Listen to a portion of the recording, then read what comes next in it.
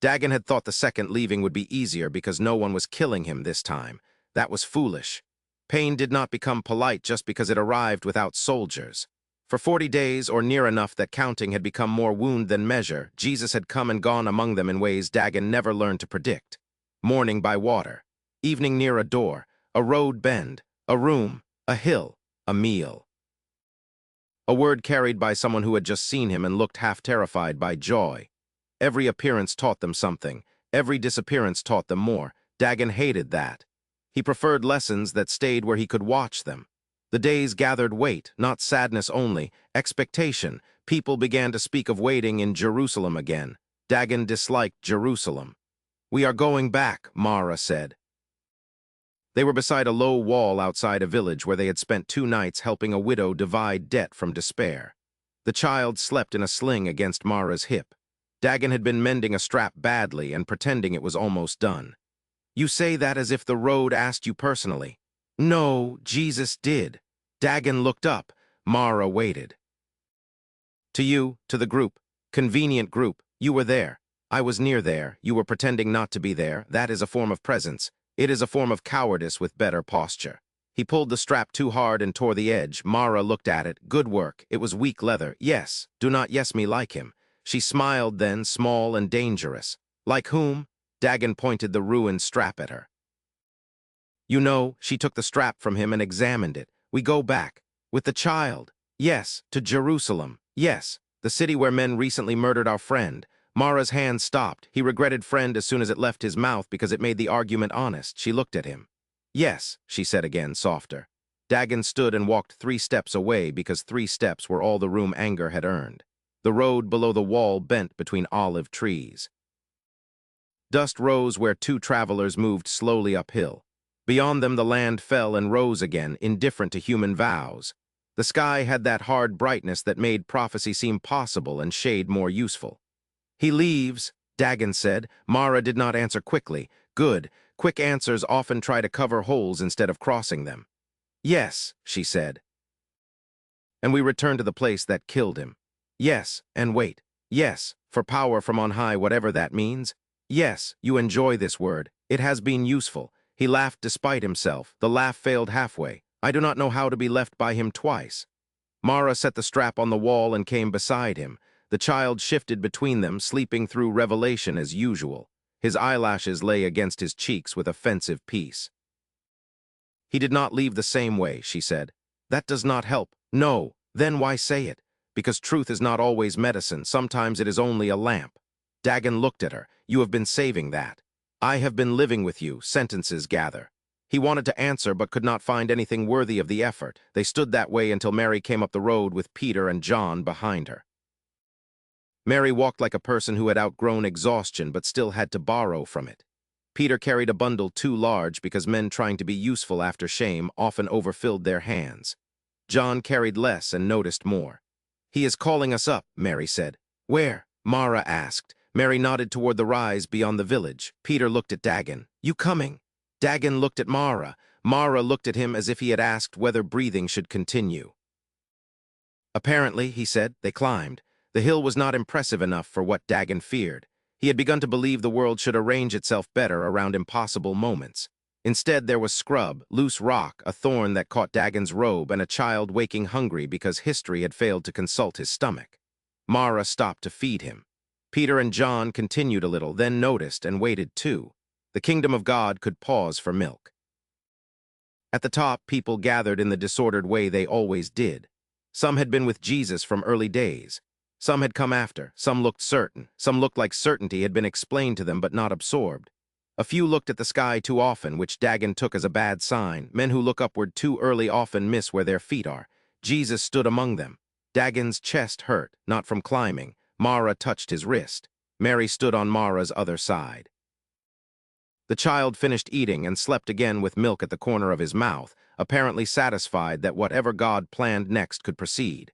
Jesus spoke. Some of it Dagon had heard before in pieces. Witness, spirit, waiting, Jerusalem, the ends of the earth.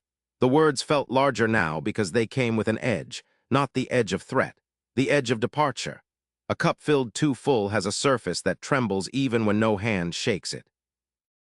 Peter asked something about the kingdom. Dagon almost smiled. Peter still wanted shape, time, restoration he could point to.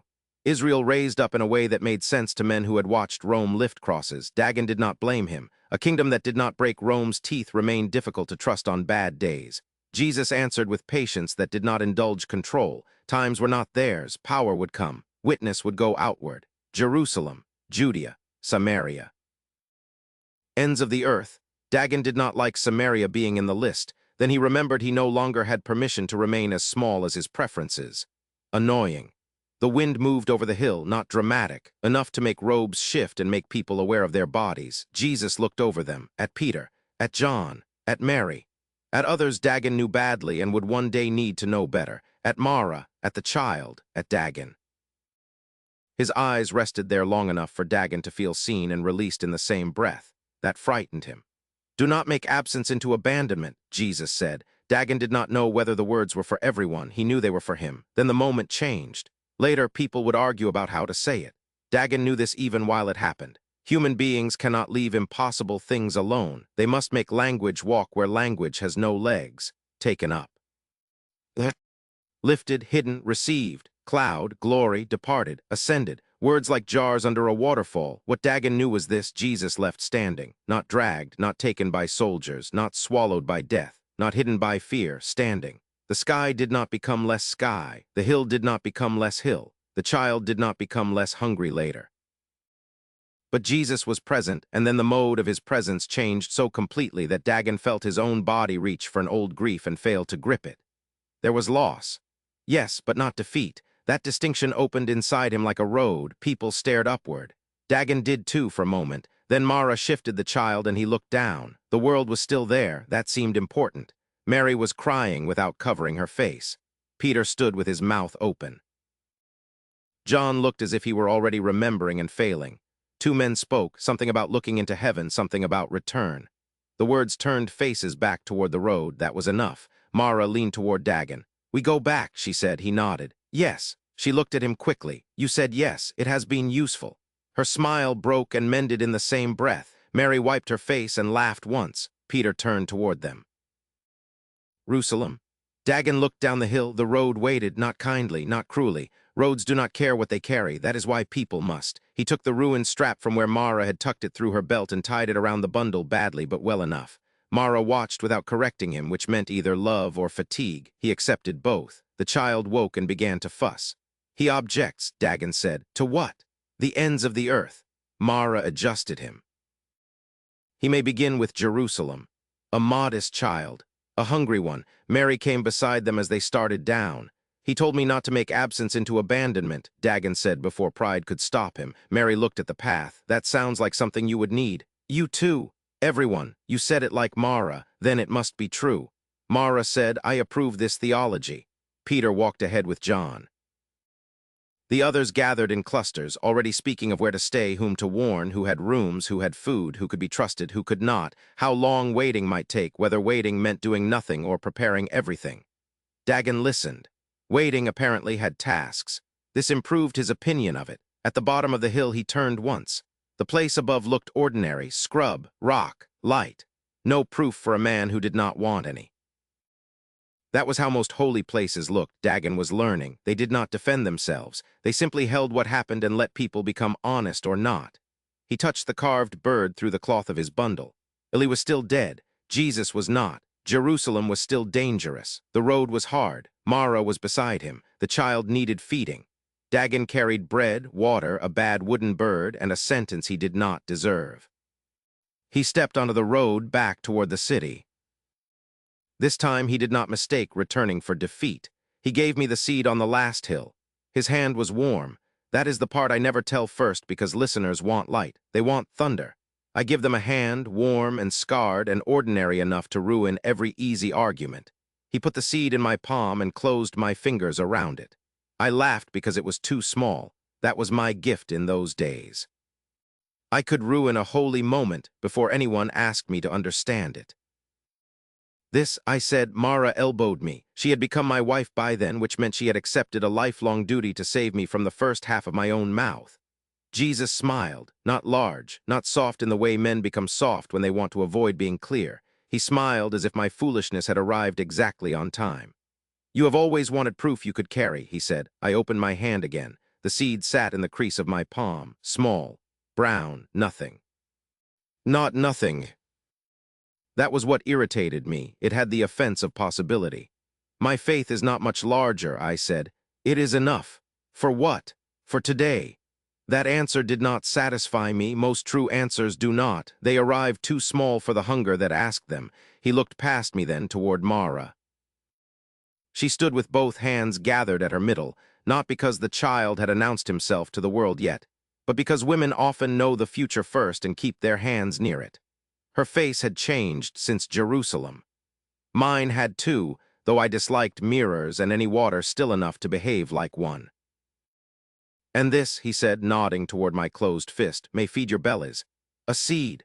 A beginning. You are fond of those. You keep needing them."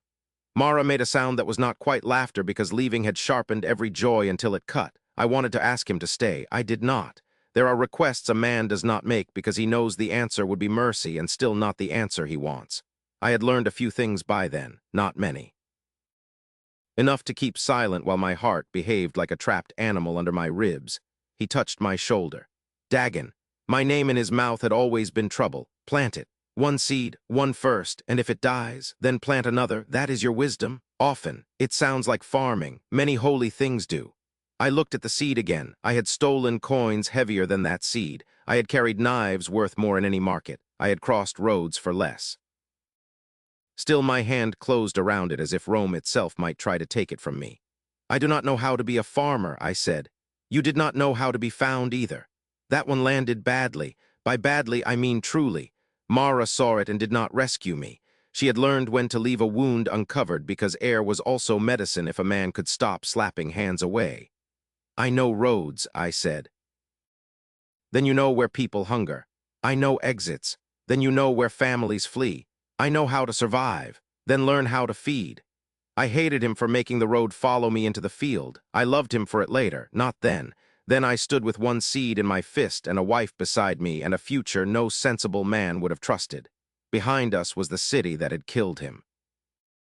Before us was land that did not care who had risen from death unless someone dug, watered, waited, and did not run at the first sign of weather. He looked at Mara again. "He will argue with the soil." "I know," she said.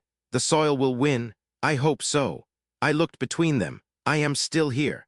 "We know," Mara said. That became a habit of hers.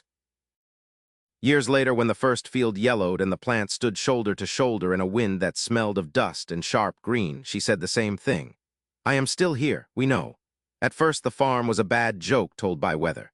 The seed he gave me did not become a tree while angels sang. It became a small plant that looked very killable and seemed determined to embarrass every grand thing ever said about faith. I watched it too much. Mara told me so. "You cannot frighten it into growing," she said. "I am guarding it." "From what?" "Everything. Then start with your face."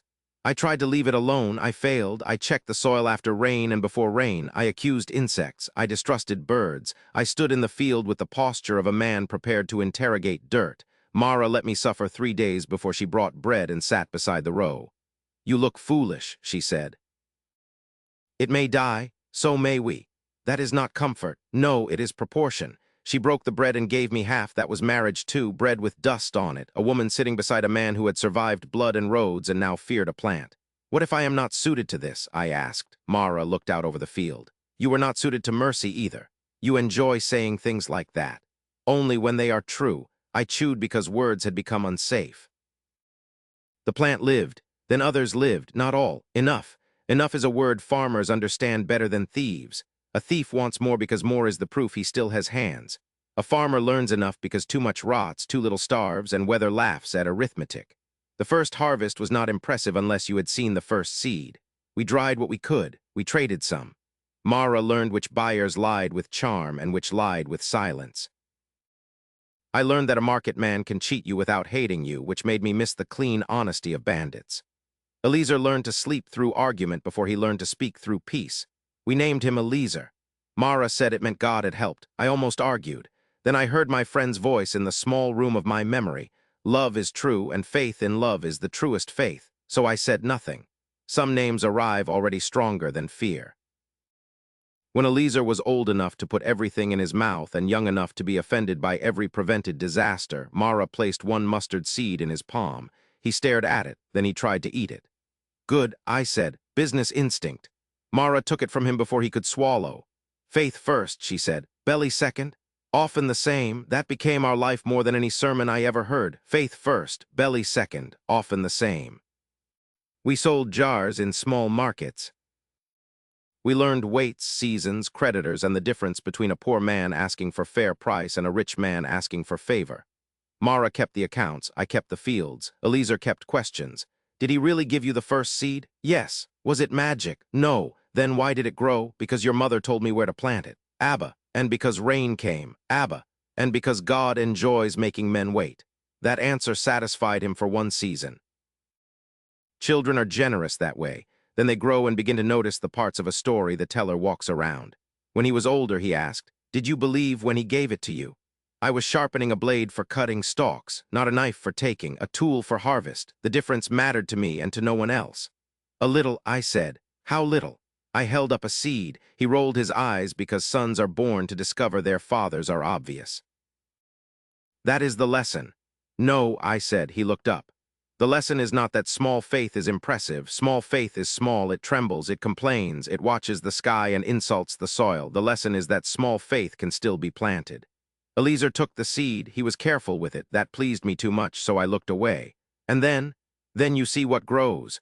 And if nothing grows, I heard the hill again, his hand warm. Then plant another. Eliezer frowned. That sounds like farming. I laughed so hard Mara came from the house thinking